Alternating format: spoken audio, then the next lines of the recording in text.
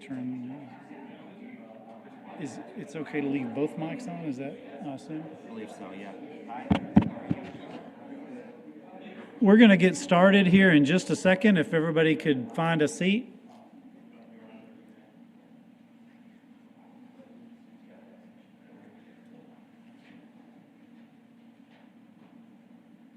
Good evening. My name is John James. I'm the Director of Planning and Development Services for the city. And what we're going to be talking about tonight is a proposed historic district in the downtown, basically the Chadbourne corridor. And so I'm going to introduce Jeff Fisher, one of our planners, who's going to go through a little bit of the details, but then we'll be available. We have other staff in the back of the room as well. We'll be available for questions to the group, but then when we break up, we've got some maps around, so if folks have particular questions about your individual property, we can answer those as well after the formal part of the meeting is done, which this part shouldn't take too long, but then you'll have plenty of time for questions. So with that, I'll let Jeff kind of give you an overview of what it is we're looking at and how it all came about.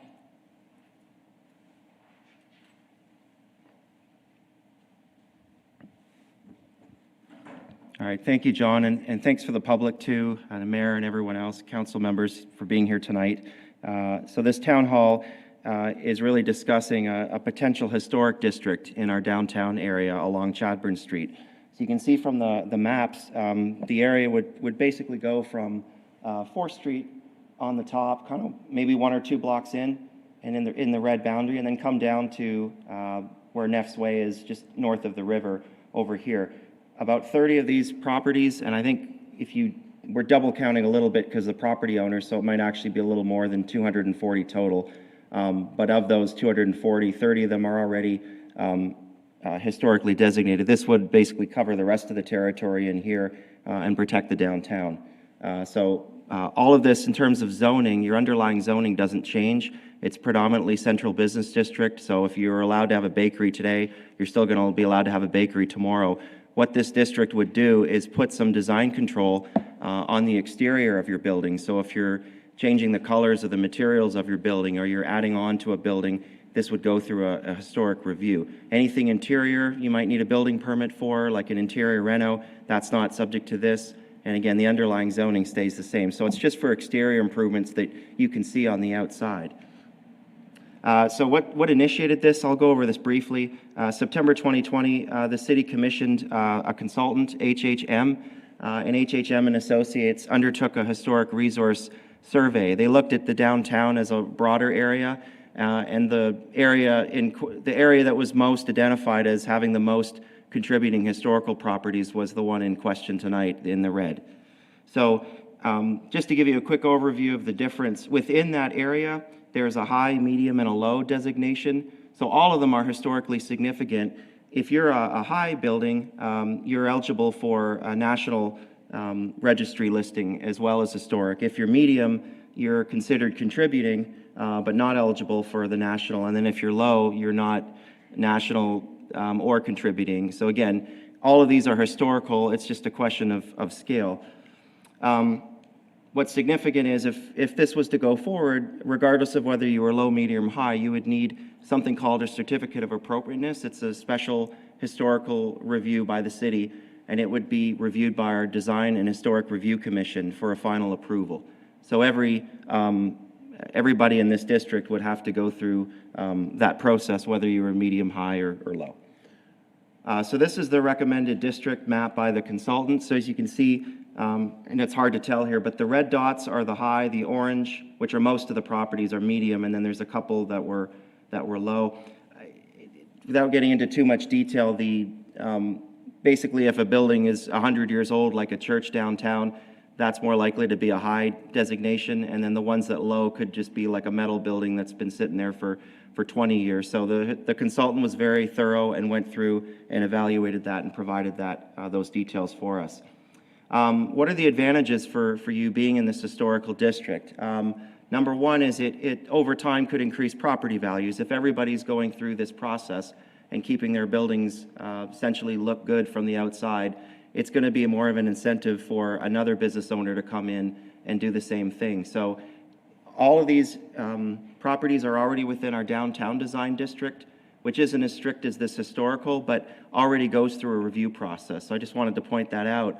And over time, you get Egermeyers and Wildy's. You get a lot of buildings that are really historical and look really good over time. So there's that argument there. The other thing is we have a tax abatement program with the city.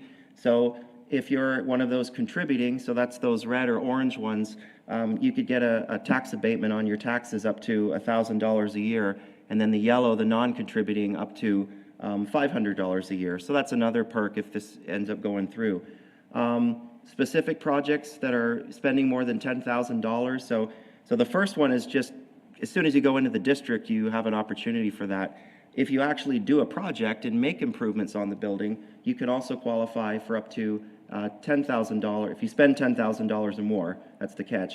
But you can get another abatement up to 50%, and that's ongoing for 10 years. So those are just some advantages there.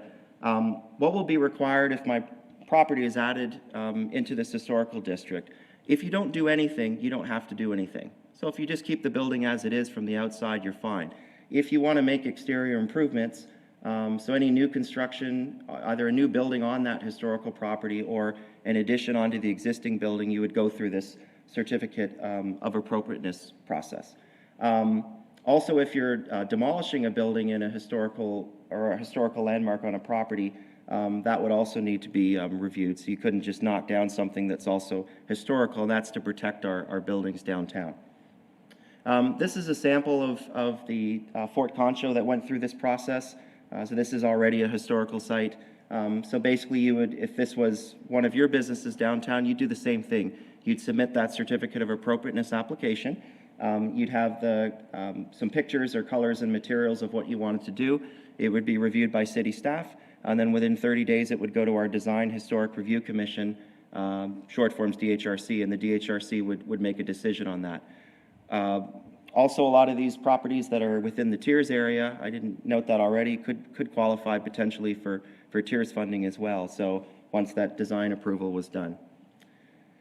So just some general questions, and then we'll open it up for discussion. Properties that are located, as I was saying, all of these properties are already within our downtown design district. So if they go to historical, we're not going to charge you twice and make you do 2 applications. We're just going to do the historical review now, the certificate of appropriateness. So that's just to note, and that fee is actually lower than the design district fee. So only 1 fee would be required. Again, your underlying zoning is not affected. One question that's come up before is if it's a like-for-like replacement. So if you have, wood shingles and you're replacing with wood shingles, my understanding is you would need to come in for that process, but it would be a very quick review. So what do we look at when we're reviewing a certificate of appropriateness? Just to give you a quick overview, all the properties right now that are in a historical district, and we have several properties already historically designated, we have some criteria in the zoning ordinance, and there's basically 10 criteria. Just says that it's generally consistent with the area, protects the historical integrity, and would go by any past precedent. So if the original church was constructed out of a rock or brick material, we would probably want to keep that generally the same. But again, there's some flexibility depending on what time period, et cetera. Also, the blue area in here, this was the old central business district. So if you're within the red and the blue, we also have some historic guidelines. And again, they're not absolutes. You must do this or you must do that, but they're just some extra things. So if they show kind of arched doors or special types of cornices on the roof, you would be able to follow those guidelines as well and match those. And same with colors. If you were on a historic color palette and you met one of those colors, you would basically be approved, and staff would recommend approval of that. So it's just some background on that. And I think I've already covered the criteria in the zoning ordinance. So those are the guidelines, and it's just a book that has some colors and also some drawings that kind of show during different time periods, what buildings would have looked like. Again, there's some flexibility there. So that concludes our presentation. I think we wanted to open it up to public comment first, and then after the public comment, we can kind of just do a breakout, and if you want to meet us over there, there's some refreshments here. We'd be happy to talk to you. We've got some other staff here. planning manager, Zach Rainbow, and our two planners, Raphael and Kyle, here as well. So feel free to ask us any questions. I'm sorry, if I could mention, we are live streaming this on YouTube and recording it, so if you do want to speak, if you could just come to the mic. I'm Robert Meyer, and I own the Harris Building, which has Fat Boss Pub in it, and I'm also representing First Presbyterian Church right behind us that owns an entire block over here on Chadbourne Street. Who is going to make up the DRHC? Who's going to be on that? Well, the DHRC is an existing board that the city has. Those folks are appointed by the city council. And so there is a makeup of that board that, one person has to be an architect, one person has to be someone with a background or training in historic preservation. And so there's a whole list of different types of folks who have to be on that with some background and knowledge of design and architectural principles. So they're citizens, not city employees? That's correct. Okay. And Jeff touched on this briefly, but I'll just reiterate that many of the things, or some of the things that are looked at by the DHRC can be approved by staff without even going to the board. And so there's that piece, but then things that do go to the board go very quickly. It's a 30-day review process, so it shouldn't create a delay, at least a large delay, in terms of a project. Do we still have the River Corridor Commission? No, the DHRC was the combination of what used to be a historic commission and the River Corridor Commission. They were combined into the new Design and Historic Review Commission. Now, when you have a building that is completely eaten up with termites and the bricks falling apart, the buildings falling down, how do you get approval to bulldoze it? There is a process. It does require going through the DHRC process. What if they don't like what you say? Well, I believe, and Jeff, correct me, if there can be an appeal to city council as well, but if in a historic area, if the DHRC and city council say, no, you can't demolish the building, then you can't. Now, if it's termite infested, or you could have an architect or an engineer say this is just not able to be preserved, then obviously that would be weighted by the commission for sure. There is an economic hardship process as well. We can provide those details after, but there, if in those situations. What % of the property tax is city tax? Well, the city gets 77.776, the county gets. So 0.8 of, And then the school district gets the largest percent, which Right. is, and then the county, so. well, I have one tax abatement, and it's like $50 a year because the city tax is so small. And I think it needs to be on the record that when we're talking about 20% off your taxes, we're talking only the city tax. We're not talking about the entire property tax. So it looks like it's a lot of money, but most of the money is actually going to the school district, and so it's really ends up being a very small amount of money. Well, part of that difference is, Dr. Meyer, is that we also have those properties you're referring to are in the tiers district, and that tiers district says the following, that those properties based off, I think it's 2007, the valuation of those properties in 2007, any increase in those tax dollars or property values on those properties, those tax dollars go into, I forgot about the microphone. So, do you need me to start over? No, I think that's fine. So those incremental values that those properties went up in value, those dollars go into the tiers fund. And then that tiers fund is what people have the ability to apply to get money to redo facades, et cetera, et cetera.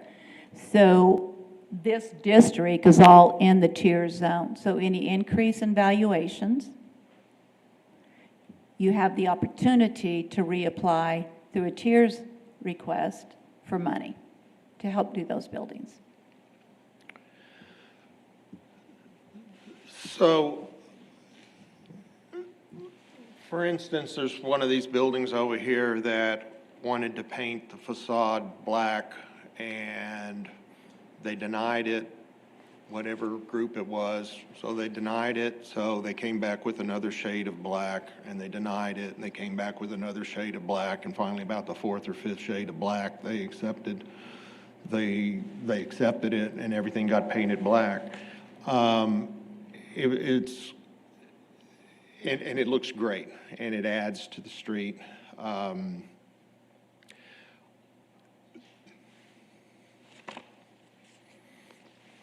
Right there. Yeah, and Right. honestly, I don't recall that it went through that many iterations.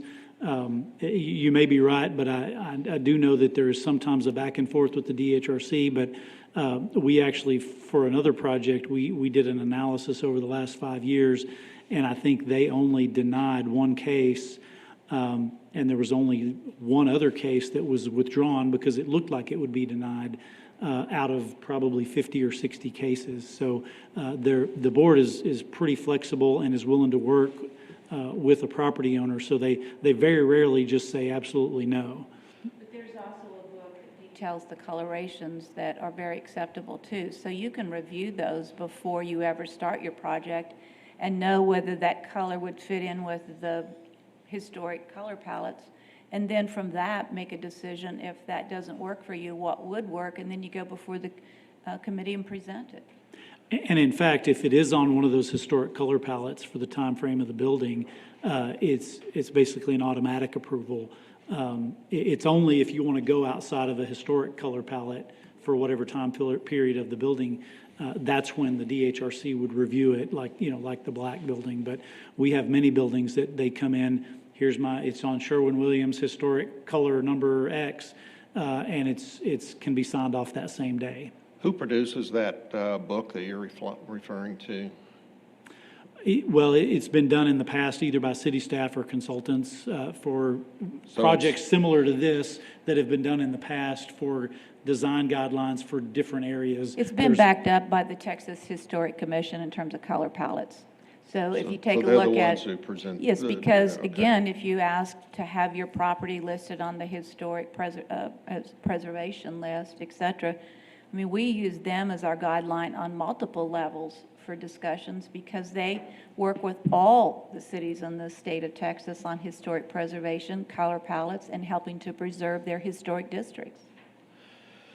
So do you have some examples of some properties that you were disappointed with what they ended up looking like, so that that brought this around? I mean, to make a change like this where you're kind of taking the control away from the landowner and giving it to the city, and I have concerns about that. I also think that we should preserve what we have down there because there's some buildings that in the past weren't done well and they're too expensive now to fix. But what brought this to a head? What projects that were? Well, one of the reasons that we've been working with it, and Dale, you might come forward and also add some commentary after I do, but Dale's been very much, we are a Main Street city, and under a Main Street city, there was a Main Street district created and a downtown business district created.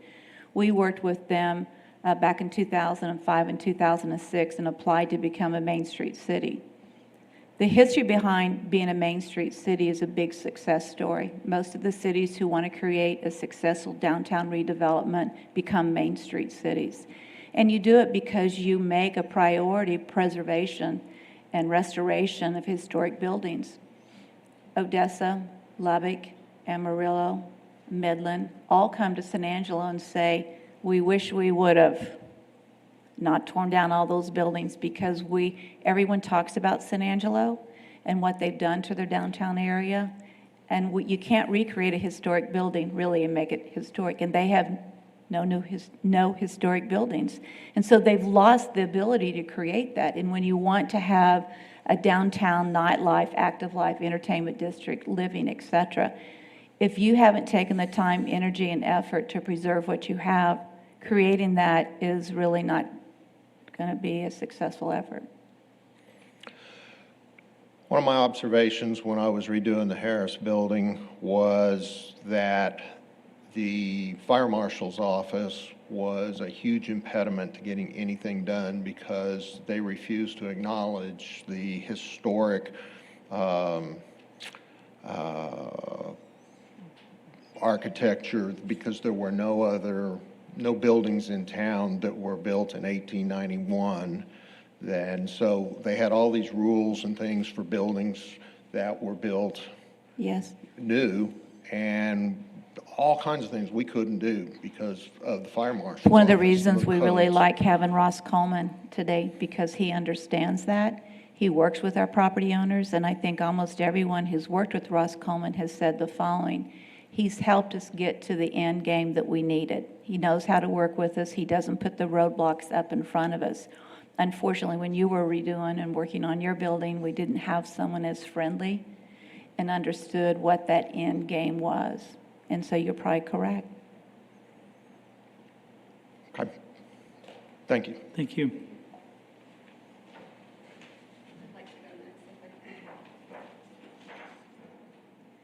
Hi, I'm Michelle Chapa. You want to take that? Yeah, can you? Okay, I think that works. Okay. There you go. Hi, I'm Michelle Chapa. I own a couple of properties, 3 to be exact, on Chadbourne, and I've worked on other projects downtown.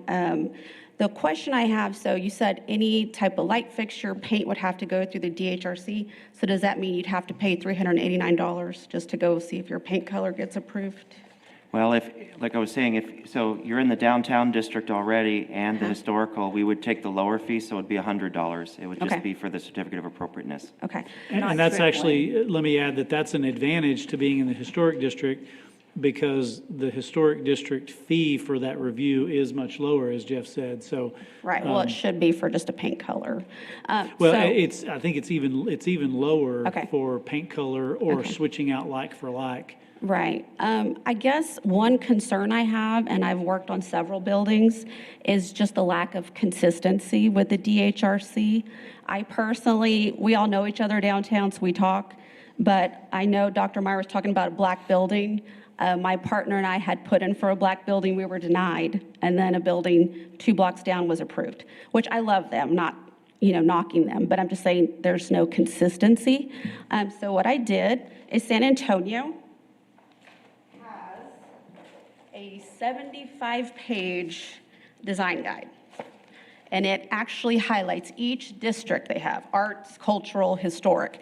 Each district gives you ideal on what light fixtures, what size they should be, appropriate materials you can use, who to call, and paint colors, like I said, materials, etc. And of course, because it's better for the city, of course, for downtown to keep growing, the sales tax, the revenue that we all put into downtown. So San Angelo, to my knowledge, has nothing like this, correct? We do have a book, Where is actually, it? and it's in City Hall, and I'm not sure whether it's in just. I've never seen it. In Yeah. the 5 years I've done renovations, I've never heard of it. Yeah. But we do have a design Okay. guidelines. There's a couple of them, actually, the River Corridor Design Guidelines. Is it and- available online like this one is? This one yes. is available online, you print it out? Yes. Now, I will Okay, say, where is we've discussed doing something like that, and Okay. one of our goals is to have those guidelines updated. But there is a balance to find, because a city like San Antonio is very prescriptive. They tell you, you have to do it like this, and if you do it like that, you're fine. But there's very little flexibility. Well, right, there's like still we going to have be here. variances to, whatever Right. is suggested. But this at least gives you a guideline of Right. what to at least try to shoot for. Because as they say in here, they don't want to cost the building owner unnecessary time and money, trying to design something that's not even going to be likely to be approved. So that's why they kind of comprise this booklet. Our book is about this thick. It's a big one. Yeah, I It's wish thick, I would have yeah. seen it. It would have helped me 5 years ago, but, I'm sorry yeah. someone didn't give it to you, Yeah, because if you it's look, thank if you there. look on the Design and Yeah. Historic Review Commission Okay, page on the city's perfect. website, there's a Okay. list of documents and handouts that includes that. So let me give you a scenario, and this happened. So you want to change your light fixtures, you submit your light fixtures, and is that going to be a $389 meeting, or how do y'all decide what costs what? for changes on the exterior. So if this ends up being a historic district, it would be the lower fee, the $100. The 100, okay. So what happens, especially in our economy right now, and if you're in construction, you know it,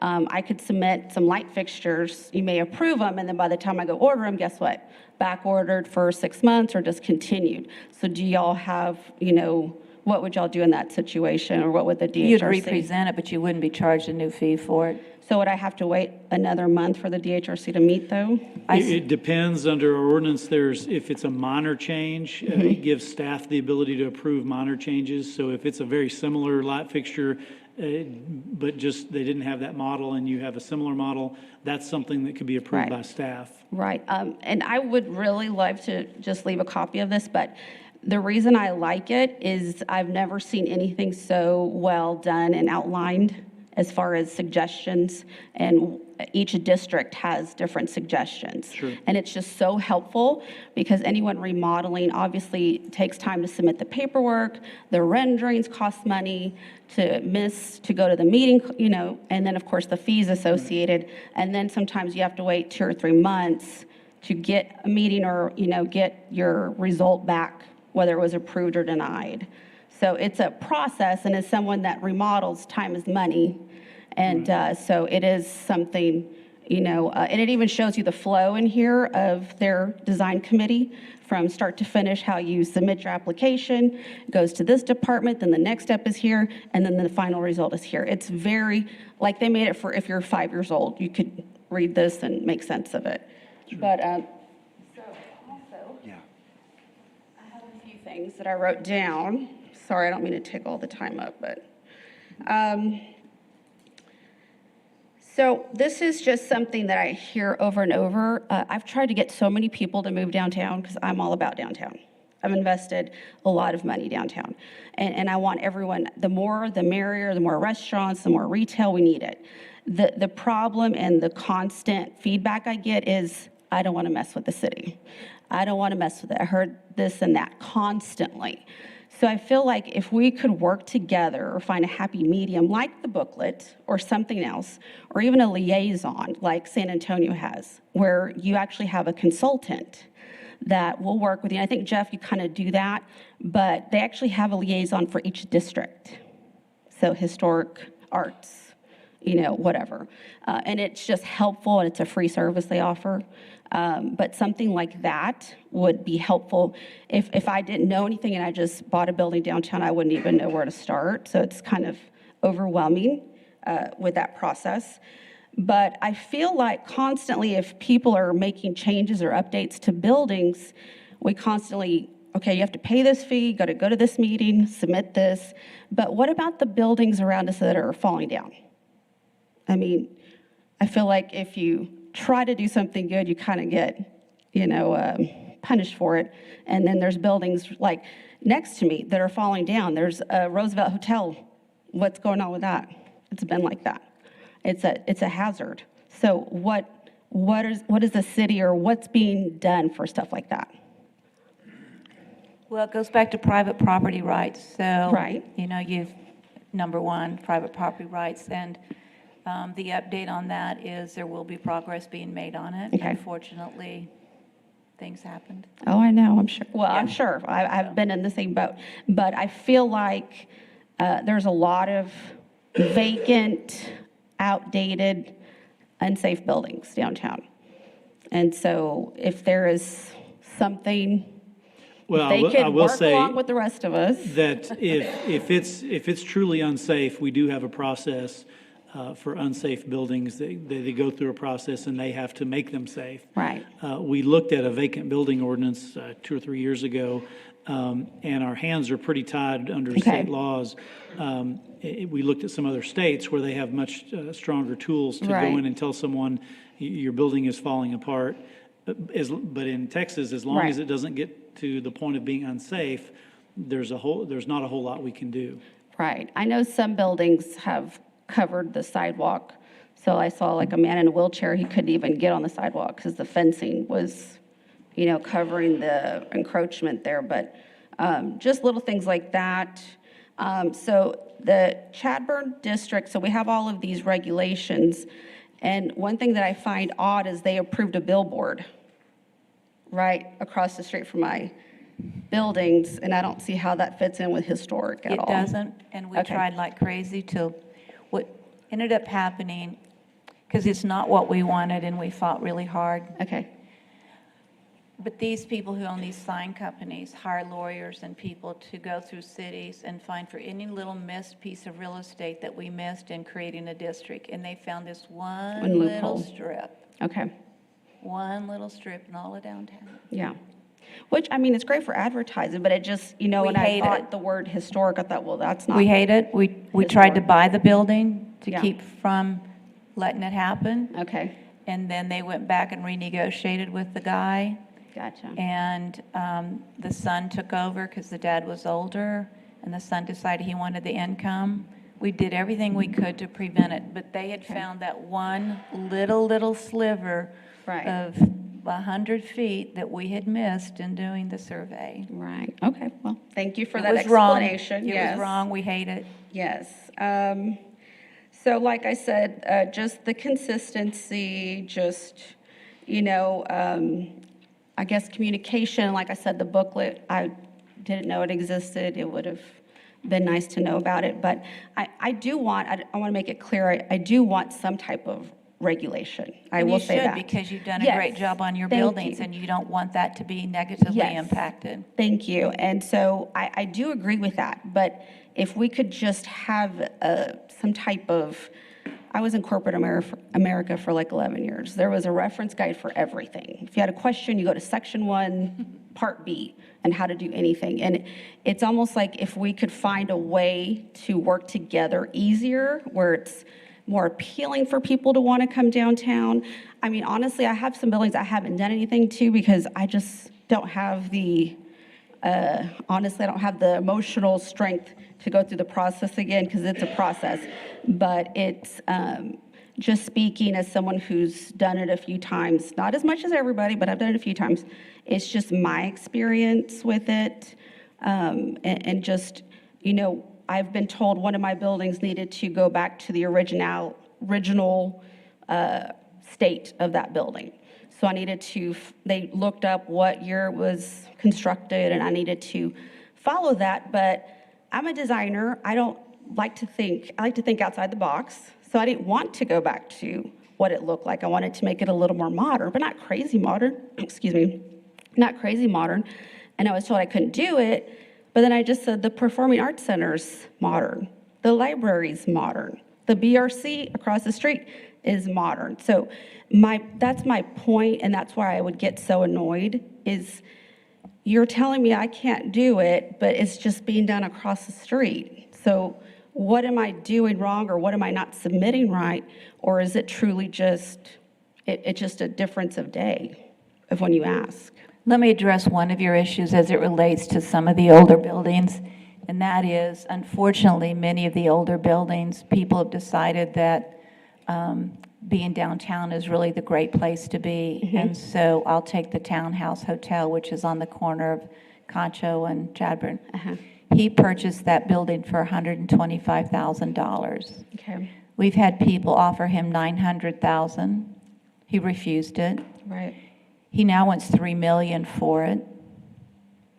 okay. All right.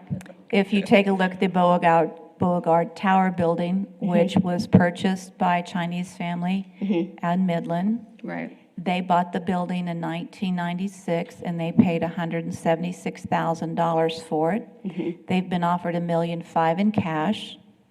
They've right, not spent a penny on it since they bought it. They now want $3 million for Right. it. And so what holds up a lot of the downtown redevelopment is, and property owners have the right to determine the value of their Right. building.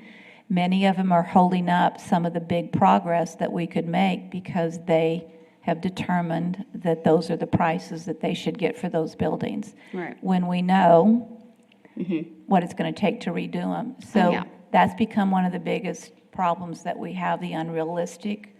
And certainly maybe in Austin you could get that, in San Antonio you can get that, but in San Angelo, Texas, Right. it's the wrong price, and we can't get people to budge on it. Right. And yet they won't spend the money to Yeah. improve it themselves. Right. No, absolutely. I don't disagree with what you said. I mean, I see what you're saying. In the SAPAC building, it was a warehouse. So if you take a look at it, it sort of stayed true to its purpose. It was a Right. warehouse. Right. The warehouse, I'm not sure you could make it look any more historic because it was a Right. warehouse. Right. I guess in my mind, I was thinking the library. And then they told me I couldn't put tile on my building, but the library has ceramic tile on it. You know, I guess I like to really think about things, and I've done it a few times. So I've been approved for some things on one building and then denied on the next, like It's wrong. literally the same year. We have to be consistent. That's and my, there's got to be yes, I would love, justification. yes, So that's all I'm asking. you're 100% right, Michelle. Thank you. That's all I'm asking. Thank you, Anyway, girl. thank y'all. Y'all been great. Just wanted to get that off my chest. Thank you for all the investment that you've made in downtown, because your investment in the buildings that you have bought have made a tremendous difference, Thank and we're you. very appreciative of it. Yes, and thank you for your answers and y'all taking the time to listen to me. Thank you.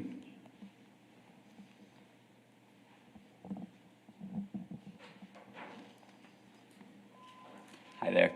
Daniel Browning, I own Buttercup. I don't presently own a building downtown. But I guess I kind of want to ask about the overall intention and define what it sounded like you said with paint colors, things like that, samples that could be picked.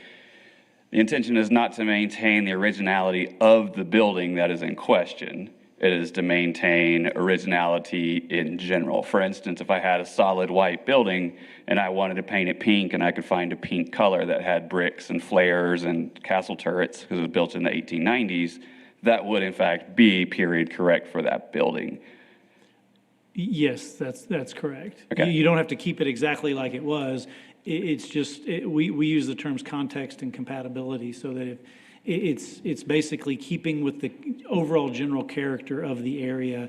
Number one, the whole downtown, but also one of the things that we look at is the context of the buildings around it. So a building right on Concho is, you know, the first block of Concho is going to be reviewed a little bit differently than something that's maybe at the north end of this, like an old warehouse building, for example. So how those are reviewed are very different just based on the building itself and all of what's around it. But to directly answer your comment, if it looked like X, Y, and Z today, but you went back to and had a photograph of what that building looked like when it was first built, Right. there would be a big reception to your taking it back to the original design.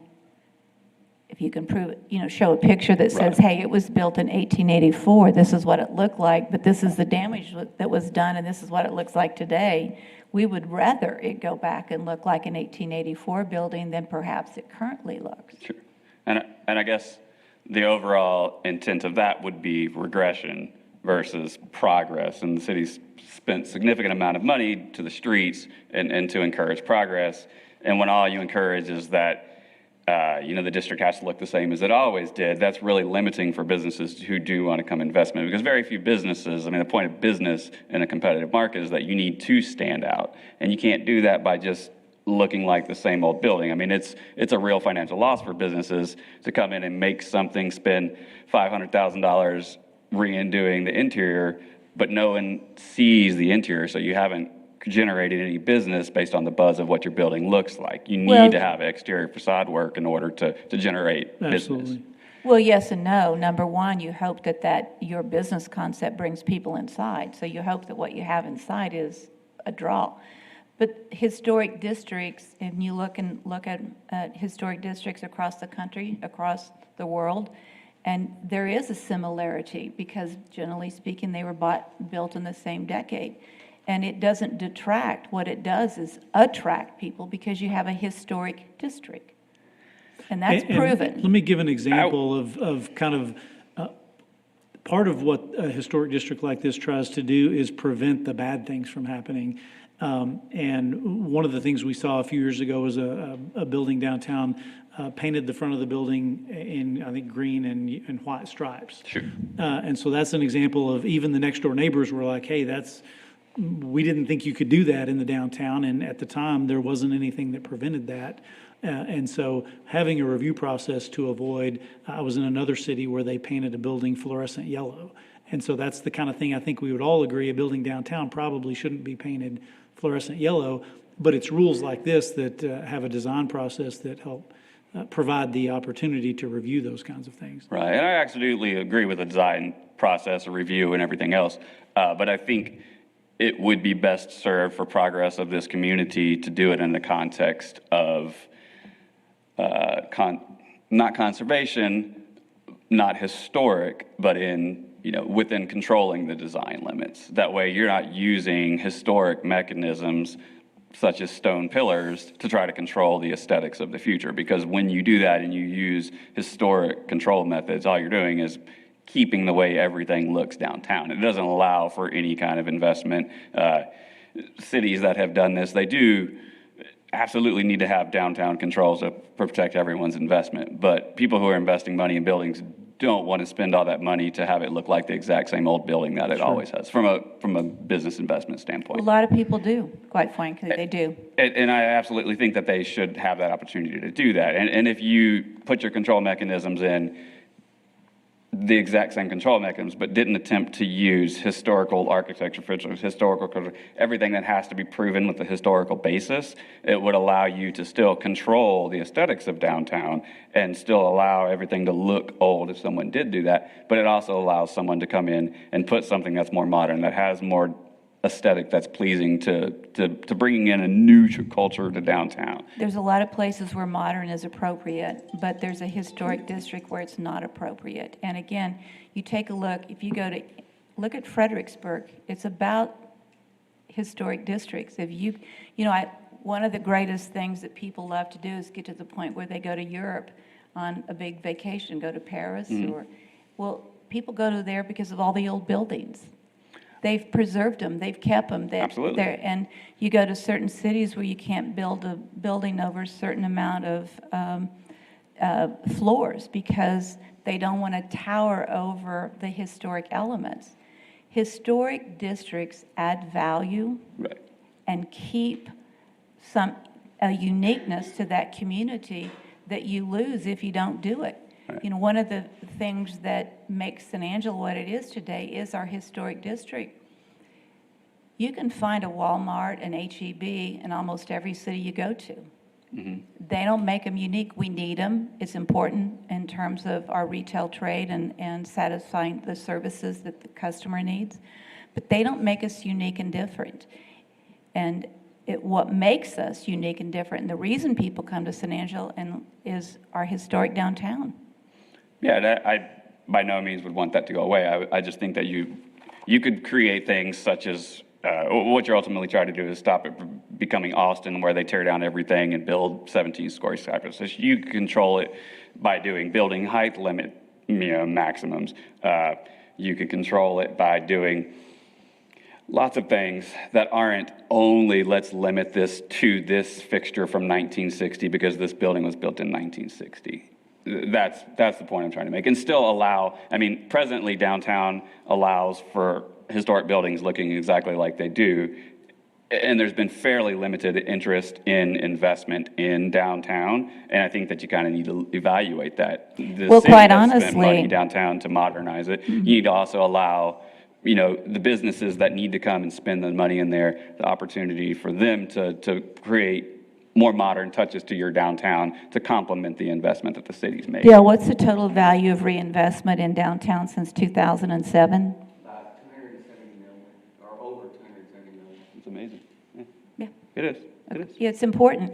And you look at it and you say, how many vacant buildings did we have downtown 10 years ago? We started tracking vacant buildings. We were at about 110 buildings. We're down to about 52. In 10 years. Within the Central Business District, within the Main Street District, which is a larger platform or geographic platform than what we're talking about. And the reason the state designated the Main Street District was because they anticipated that we were going to grow and into those boundaries, and we're almost there. Yeah. Well, I'm absolutely for the growth of it. I just wish it would be done without the use of the word historic, because I find that to be a little bit. It is a historic district, yes. Where we started as a city. Absolutely. You can't take away what the history is. No, that's not attempted. You don't have a future. And that's part of why you preserve your history. Is Yeah. If you don't take care of your history, it's it's a cliche, cliche that's used all the time. The overall condition, I believe, would be preserved while still allowing some modern features to be used without saying, Michelle was right. When you say the only thing that you can do is within these guidelines and limitations, it does prevent people from investing in downtown business.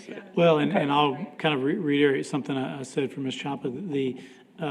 We've consciously chosen not to have in the past a very specific set of design guidelines like San Antonio, where basically it has to look like it did, when it was built in 1890 or whatever year that building was built. Right. Our guidelines and our process provides much more flexibility to have some of those modern components while still staying with the general historic character of the area and the building. So we're much less restrictive than many cities. Examples, the beautiful new buildings that the city's invested everywhere, and they all look good, but they're not all original design, original fixtures or anything. Sure. The majority of the buildings that have been reinvested in do have modern designs, and so then only allowing historical designs, it's just counterintuitive to progress. That's all.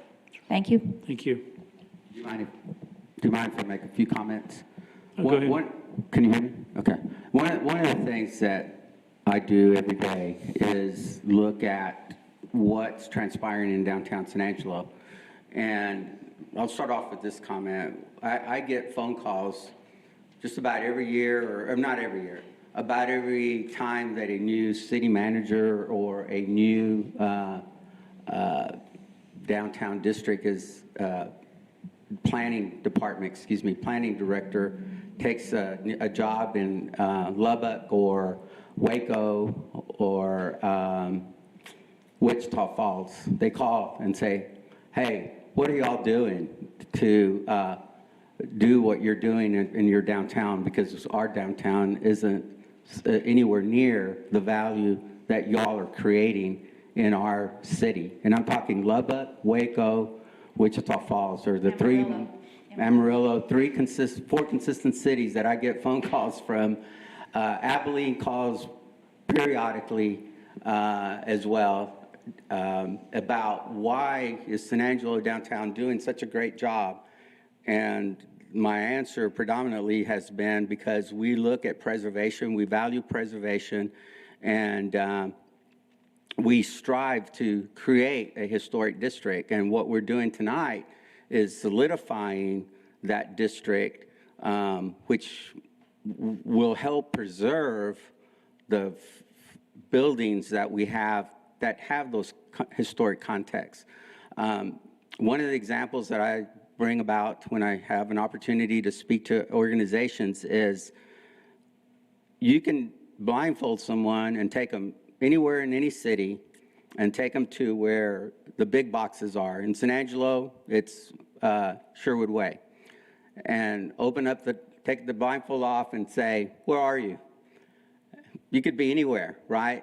You blindfold someone, bring them to downtown San Angelo or downtown Austin or anywhere and say, where are you? They can identify, I'm in Austin, I'm in San Antonio or whatever, because they've maintained a historic element of what that community identifies with.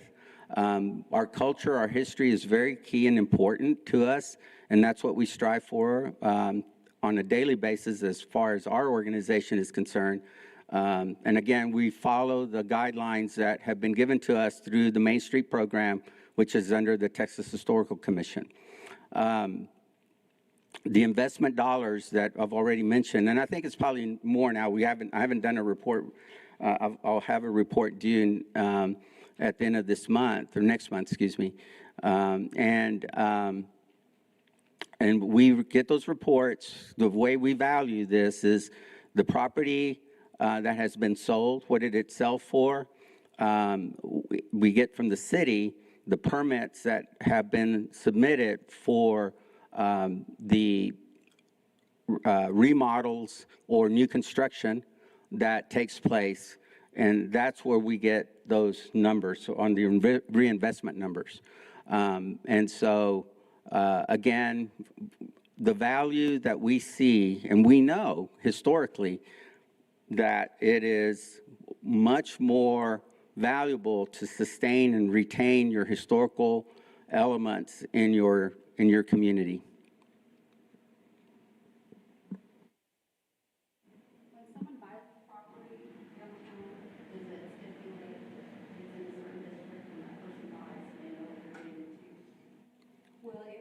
Yes. Historic building listed, it would, but if it's like Well, if it's, Chadbourne considered. there's the zones, you know, the central business district is outlined, it's right there. You'll know whether you're in the tier zone, whether you're in the central business district, where you're on the river corridor, you'll know. The agent would disclose that to the person. Oh, I don't know about the agent. Anybody who was living in a building downtown would probably ask those questions, and the building owner would probably share that because it adds value to the property. I knew a lot of people today that own buildings on Chadbourne that didn't even know about the meeting, so, that's why I thought, well, Yeah, you know, I've been open, this space been open for 23 years, and I still have people come in and say, how long have you been open? Well, I didn't know you were down here. right, yeah. Just a reminder, we are streaming in. So I wanted to say, I agree with what y'all are doing, but the city wants to keep historic, I get that. But for the people who are footing the bill to recreate that historic look, and they're gonna spend who knows how much doing that, it seems like there would be better incentives by the city, and that small tax abatement is nothing from the city property taxes.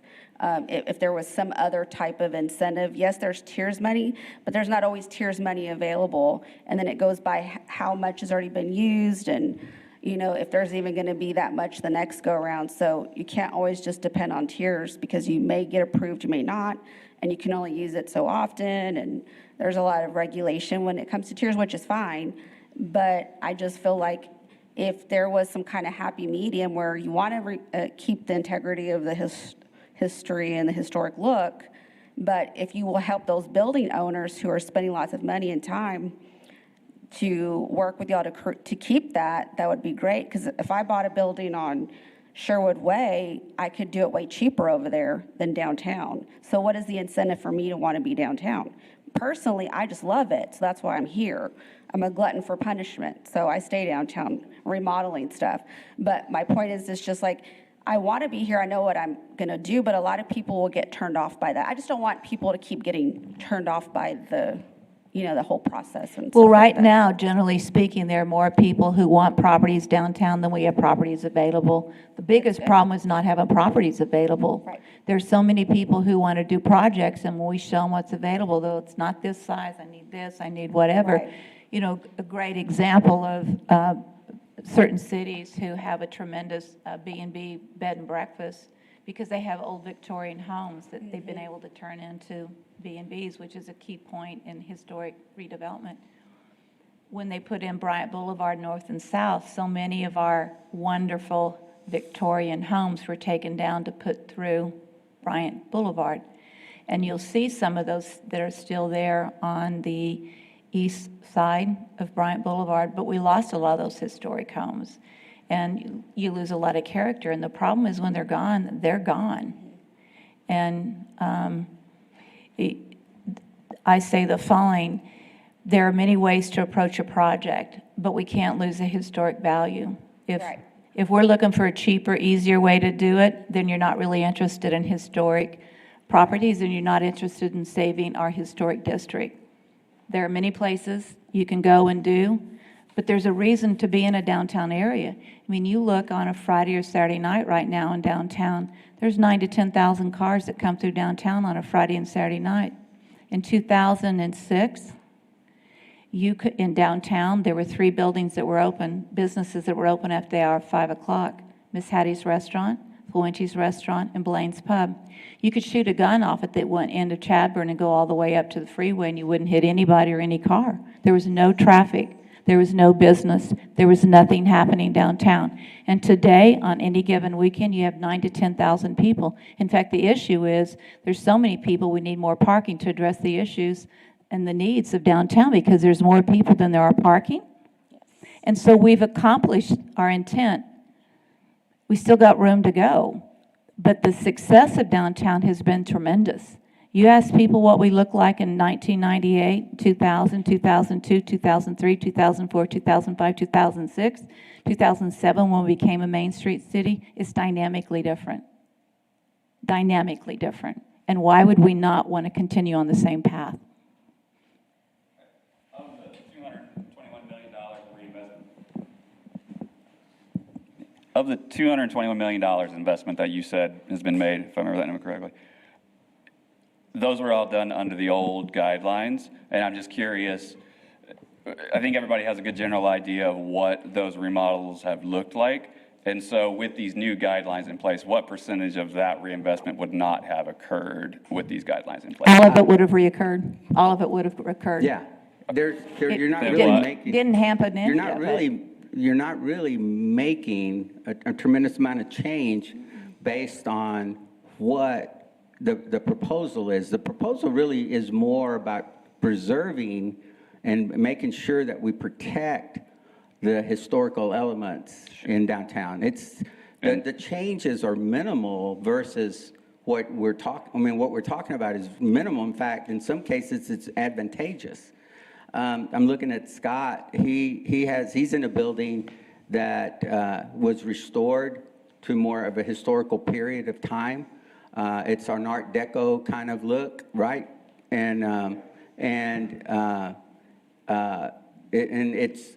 It was, I think, in the 50s. That building was built. Yeah, 58. I mean, and it's historically correct to its period, and it's an awesome building, I think. Scott, do you agree or disagree? Yeah, it has like an Art Deco. But you look at the kinda- time frame. I mean, you're talking 1958 versus 1884. So, I mean, you've got to remember your time frame. Right. You know, if you take pictures of what downtown looked like in 1884, it didn't go over that far. I mean, it was really a Chadbourne, a Concho, Sure. and those were the two main streets. I mean, Concho Avenue is the first street in the city of San Angelo. That's why it's called Block 1, because it's the first street. And you look at it, and we have to have an end goal of preserving our downtown. Again, Midland, Odessa are desperate to have a downtown redevelopment. Sure. Yeah, They I don't can't want to do cover it. that. I just, They can't do it. using age to control future is a mistake, but that's.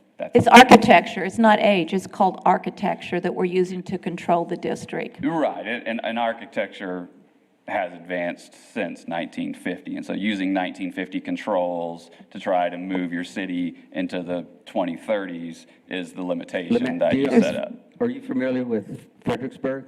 Yes. Okay, do you know what you have to do there in Fredericksburg to be able to own a building, and what kind of regulations you're having to confine to be successful as Fredericksburg?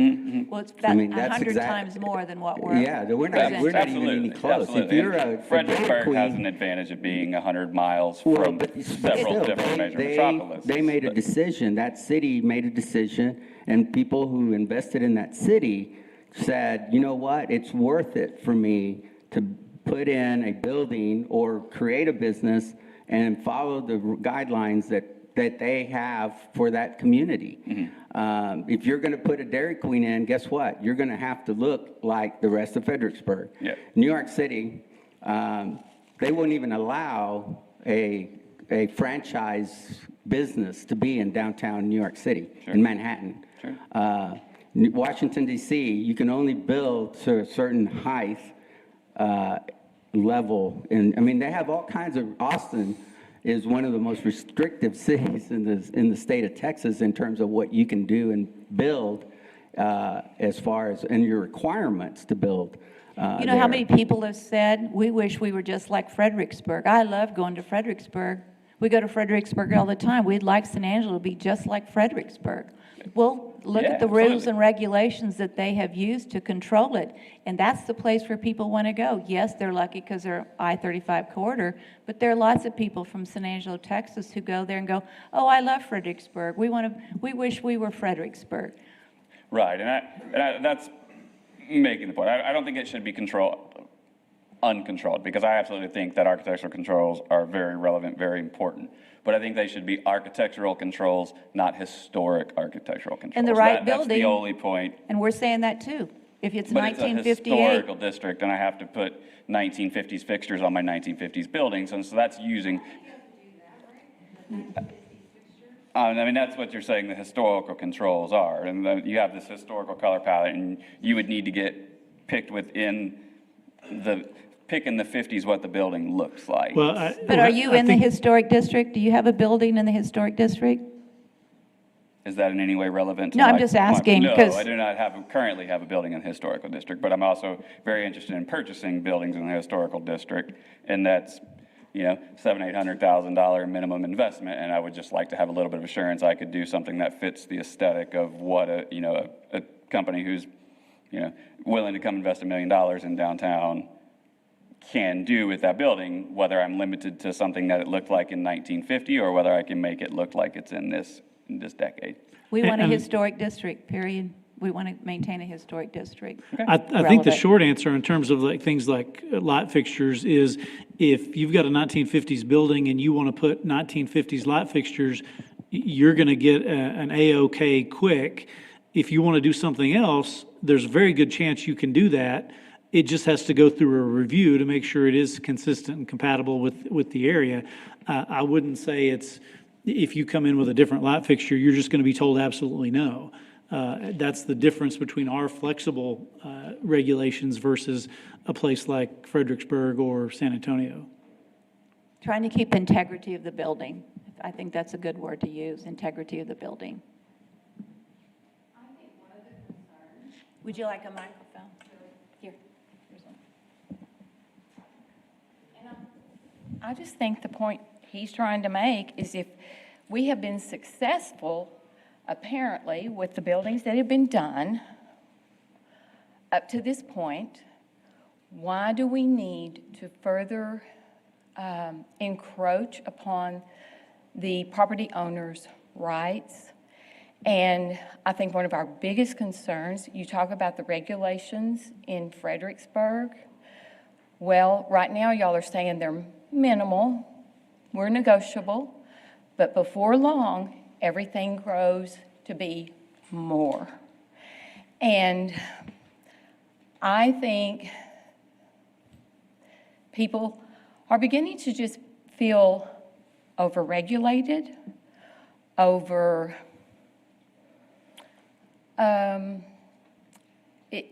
sometimes you just want to be able to do with your property what you want to do. And I love downtown San Angelo, do not get me wrong. But when I look at what's already been done, and we accomplished that without the historic district, then that's where my question is. So I know what you're saying, you think it's going to help preserve it more, but you've already kind of accomplished that without doing the historic district for Well- how many years now, did you say? 2007. So I would say that's a success. I think there is a great success story to be told, but I also will say that there are things going on in downtown right now that would make us very nervous about the future of our downtown. And so if you don't start to put some parameters around downtown today, you're going to wake up and someone's going to tear down a lot of buildings, and when they're gone, they're gone. And so it is a need to ensure that we don't lose our historic district. And there's a lot of movement right now that one could say works totally against our preserving our downtown. And what would that be? One whole block of buildings have been taken down. And like you said, perhaps that was done because the buildings were in such bad shape that to restore them. They is not weren't. possible. No, that's No, not they true, weren't. unfortunately. They weren't. They're talking about the buildings that Shannon tore down over here to build the cancer center and a 5-story parking garage. So on one side, we're talking about not having any parking. Now we're talking Shannon is building, and it's $10,000 per parking place to build a parking garage. They're building a 5-story parking garage. It's going to be 1 block from the center of downtown. Well, it's right across the street from the Cactus Hotel and catty corner to the federal building. Right. Correct. But there was nothing, what they tore down was 2 old houses, and they're going to tear down that pharmacy building too. But we need parking. Years ago, I had a city design expert, He was here for a wedding, and so we went around, and he said, the problem with San Angelo is you don't have one single intersection downtown that has all buildings on all four corners. And what we have is a bunch of parking lots. And when people are in downtown, to make it a pedestrian-friendly place, you've got to be able to go walking between buildings. And as soon as you get to a big open space, which is a parking lot, you stop. And so correct. all these places are not connected in And any that's what way. every consultant that you hire will tell you about what has been allowed in San Angelo that's so detrimental, and that's one of them. And now we're going to have a parking garage a block away. Is So, it for Shannon people only? well, when is downtown occupied? Downtown is your 8,000 and 9,000 people are at night when they're coming down here to eat. Shannon is being occupied during the day when Yes, people are but are they working. going to allow people at night to park there? Well, of course they are. Okay. Is there a charge? Just curious. I don't know. And it's really, I But mean, there- we what is use the- there Shannon is a right cost. now, okay, and we use Shannon right, that whole block. But the key issue is that's one block, and what's next? Well, they're not going to come in the middle of downtown and bulldoze it. Now, I What's will next? tell you that this block of, the block, Because I had a conversation, yeah. Well, okay, but Yes. the other buildings turned down. And would it have been right to have kept Shannon from building their cancer center? And I'm just playing devil's advocate there. Would it have been Well, I right? actually met with Shannon to ask them if they would consider, when they do their design, to look at more of a historic element in relationship to the architect. Nothing interior, just the architect. The answer was no. And they're too far down the road on that. Yeah, I mean, that's it's true. not- They were too far down the road But to reconsider. But, you would hope that when you've done such what I think, a really good job of bringing downtown back to life in a relatively short period of time, in my opinion, that there would be that kind of consideration and discussion, but there wasn't. there are cities, you take a look at Arlington, Texas, when they were, certain areas where there was consideration for a new football stadium, et cetera. And they made them rebuild the shopping mall, et cetera, to fit totally into the architecture of that area of Arlington. People are working very hard to take care of and protect a certain aesthetic level because they know it adds more value to an entire area when you have aesthetic values and consistency. And, again, we talked today, we are thrilled to have Shannon in downtown. We're thrilled to have Shannon in the city of San Angelo. So we don't want to make this against Shannon. But what it does tell you is, look what can happen. What can happen. And if you're not passionate about historic preservation and you don't believe in it, well, then that's your belief. But we know enough. We became a Main Street city because too many historic districts had been lost. And we wanted to preserve ours downtown. We wanted to make sure that we had a historic downtown to make San Angelo unique and different from all the other communities. There has to be protective measures, and no one wants someone to be turned off by it. But if you really want to be in downtown, then I think you kind of get what we're trying to accomplish. It works. Historic preservation works. You cannot find a single city where historic preservation has not been a positive to that city and for the growth of that district. It is proven. It just is. And I get, and everyone should ask the questions and be, but we're not doing it to create irritation with people and to create negativity. But what we do know, Bobby Eggemeyer's here, one of the things that people always talk about is coming to our historic downtown area because of Eggemeyer's. Sure. It's a big draw. It is a big draw. Our downtown is a major draw for this city. And why wouldn't we want to try to continue to preserve it and make it the best historic downtown we possibly can? Why would we not want to do that?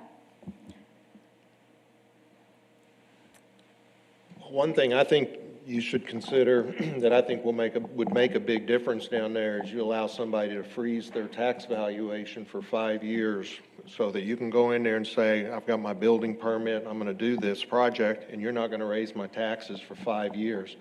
When I redid the Harris building after the fire down there, the first year before I had a tenant, you increased my taxes 10,000%. No tenant. And all it does is ices development, because most of these people, when you look around, I mean, it's not like it's the rich guys out there that are doing these projects. These are just local people doing these projects. And when you bump the taxes 10,000%, you're gonna kill us. And that's simple, and I don't think it's against the law, because you don't have to redo the taxes every 5 years. We'll assess them before we start the work and leave them alone until we can get a tenant in there and get these things moving. So, I think tax abatement was one of the things on that list today. Yeah, but and that's city taxes. well, there's I know, there's but the we minimal can't- taxes, I mean, as was mentioned earlier, but for a project, you can get up to 50%. Now, it's not all your taxes, but half of your taxes can be abated. These are city taxes we're talking about. I'm talking about the Well, value we of the piece can't- of property. Right. Just- That's, yeah, It's controlled by the county, but the county by law is only required to reassess every 5 years. If you get it reassessed when you redo your project and don't get it reassessed again for 5 years, it's still within the law and allows you to get moving on your project. And because it's the school taxes that are killing you. I mean, the city taxes are very small compared to the school taxes. Let me make this comment. We have in downtown San Angelo, within the Central Business District, for over 46%, a little over 46% of non-taxable property in downtown San Angelo. And it comes rightfully so, because when when San Angelo was created, just like every other downtown in the whole country, it started in this what we call the heart of the city, right? And where did churches go? Where did schools go? Where did all the hospitals go? Well, in our case, we have a hospital that is a nonprofit. None of them are paying taxes. We've got the municipal government. We've got the county government. We've got the federal government. They're all located in downtown. They don't pay taxes.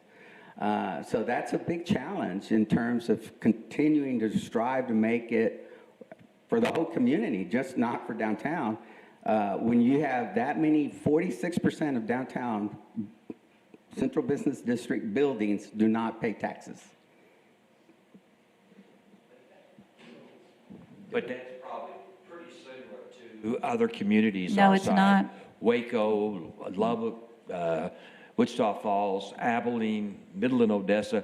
It's almost always going to be in that 45% range, simply because that's where the city started. And that's where people wanted to stay. As you said, Dale, that's where the churches are. And that's where the schools are, because people didn't want to go 2 or 3 miles out the other way for the things that they needed to do every day. So downtown is traditionally going to be a big percentage, 40, maybe 50 in some cases, of non-taxable property. So we're not that different. San Angelo has more non-taxable entities than any city in the state of Texas. Just FYI. Yeah, we have an extraordinary amount of nonprofits. We're in the 5th percentile in the whole state.